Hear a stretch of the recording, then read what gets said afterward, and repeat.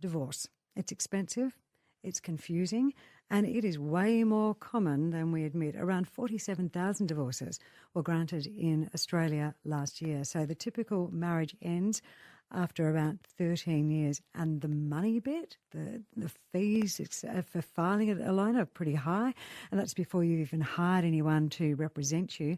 And lawyered up disputes can blow out from a few thousand, say 50,000 to 100,000 Ks if things get contested. And you can ask me, because sadly I know, I was actually quoted 180,000 K to go all the way to the end of a trial, and my issue is not even complicated, which absolutely got me down the path of thinking there's got to be a different way here. So I thought today we'd ask the question, because it's certainly something I found over the last sort of 12 months or so. Can knowledge cut the cost?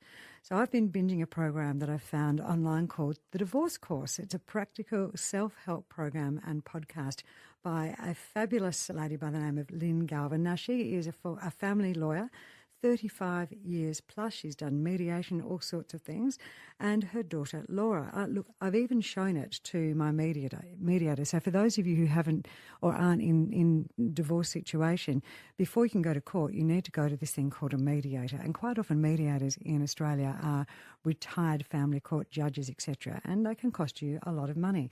Now, this person was a bit dismissive when he said, where are you getting all this knowledge from, and how do you know these cases, and how do you know that you can or you can't argue on these points? And I showed him the divorce course, and he was a bit dismissive. And then he actually had a look at it, saw Lynn's credentials and went, oh, actually that's good. And I thought, if couples can learn the rules of family law before they fight, could we spend less time and money in court, more time sorting out real issues, and that would be better for everyone's mental health and their back pocket?